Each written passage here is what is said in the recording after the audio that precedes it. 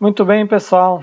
Vamos iniciar mais uma aula sobre eletricidade. Iremos abordar hoje o assunto leis de Ohm. Vamos falar um pouco da primeira e da segunda lei de Ohm. Inicialmente vamos ter uma pequena apresentação, um pequeno resumo desse conteúdo e posteriormente vamos usar dois simuladores para mostrar a primeira e a segunda lei. É um simulador simples que está disponível no PHET. Bom, então a primeira lei de Ohm, ela fala da relação que existe entre a resistência elétrica, a tensão e a corrente elétrica. Então a resistência elétrica ela é dada em Ohm, cujo símbolo é o ômica. A tensão, que é o V, é dado em volts. A intensidade de corrente elétrica ela é dada em ampere. Lembrando que 1 ampere é 1 coulomb por segundo. Então, um exemplo, um resistor de 10 ohm é ligado em 5 volts. Qual a corrente que percorre o resistor? Podemos pegar a primeira lei de Ohm, fazemos então o produto dos meios pelos extremos, vamos obter então que a resistência vezes o I é igual a V. Logo, isolando o I, vamos ter V sobre R. Então, vamos ter 5 dividido por 20, por 10, vai dar 0,2 amperes. Só que 0,2 amperes é menor que 1 ampere. Então, nesse caso, a gente costuma colocar em miliampere. Então, 0,2 ampere equivale a 20 miliampere. A segunda lei de Ohm, ela fala da resistência também, só que ela complementa a primeira lei. Ela já coloca parâmetros como comprimento do fio, a resistência, a resistividade desse fio, ou seja, o tipo de material do fio e a espessura do fio. Então ela vem a complementar a primeira lei de Ohm, né? Aí nós temos aqui o Rho, que é uma letra grega, que ela representa a resistividade do material. A resistência, já falei que é em ohm, o comprimento pode ser em metro, pode ser em centímetros ou milímetros. A área também pode ser metro quadrado, milímetro quadrado, então, mas eu coloquei os dados, os parâmetros no Sistema Internacional de Unidades. Então, o Rho vai ser resistência vezes área, que é metro quadrado, dividido pelo comprimento. Então, vamos ter resistência vezes, vamos ter ohm vezes metro. Então, algumas observações. Quanto maior o comprimento do resistor, maior será a sua resistência. Quanto maior a resistência do material que compõe o resistor, maior será a sua resistência elétrica. E quanto maior a espessura, menor será a resistência. Podemos verificar isso aqui na fórmula. O Rho e o L são diretamente proporcionais. Então, se aumenta um, aumenta aqui. Se aumenta o outro, aumenta aqui. Agora, a área, que é a espessura do fio, é inversamente proporcional. Então, quanto maior a espessura, quanto mais grosso o fio, menor será a resistência. Vamos agora, então, para a nossa parte do simulador. Lembrando a vocês sempre que o programinha aqui, eu vou voltar aqui só para mostrar, é o nosso conhecido já, o PHET, né?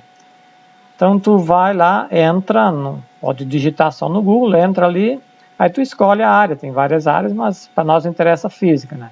Então, clicamos na física, aí, bom, nós já sabemos qual é o assunto que a gente está tratando, nós estamos tratando eletricidade, então vamos deixar marcado só eletricidade, porque daí eu já chego direto nos simuladores da eletricidade. Então, nós temos aqui a primeira lei de Ohm e aqui um simulador da segunda lei de Ohm. Então, vamos tomar primeiro o da primeira lei de Ohm. Aqui eu já tenho, eu tenho V, que é igual a I vezes R. Então, eu posso mudar a tensão Vou diminuir a tensão aqui, vou deixar ela em 3 volts. O que aconteceu? A resistência está em 507 ohms. O I está em 5,9 miliamperes. Agora vamos fazer o seguinte, eu vou diminuir a resistência. Diminuindo a resistência, o que acontece com o I? O I aumenta. Quanto menor a resistência, maior a corrente elétrica, evidentemente mantendo-se constante a tensão. Aqui nós temos o sentido da corrente ali, ó, e ela passa por esse material aqui que representa o nosso resistor. E essas partes, essas bolinhas pretas ali, elas significam a resistividade do material. Por enquanto elas não vão se alterar. Depois, na segunda lei de Ohm, a gente vai poder verificar isso. Então nós temos aqui uma corrente já de 46,9 miliamperes. Agora, se eu aumentar a resistência, o que vai acontecer com a corrente? Ela vai diminuir. Então, foi para 4,7. Então, eu posso variar, nesse caso aqui, a resistência e a tensão, né? O I, então, vai sofrer alteração de acordo. Então, aqui, se eu aumentar a tensão, o que vai acontecer? Vai aumentar também a intensidade da corrente elétrica. A primeira lei de Ohm é simples, tu varia a tensão e varia a resistência, isso vai alterar o valor da intensidade. Vamos mostrar também a segunda lei, ó. Já vimos antes, resumidamente, a fórmula, ela está aqui de novo. Então tem a resistência, que é igual à resistividade vezes o comprimento dividido pela área. Então nesse caso aqui eu posso alterar 3 parâmetros. Eu posso alterar a resistividade, o comprimento e a área e verificar como se comporta a resistência. Então, nesse caso aqui, eu vou diminuir a resistividade. Então, observe o seguinte, ó, diminuiu a quantidade de pontos aqui que representam a resistividade.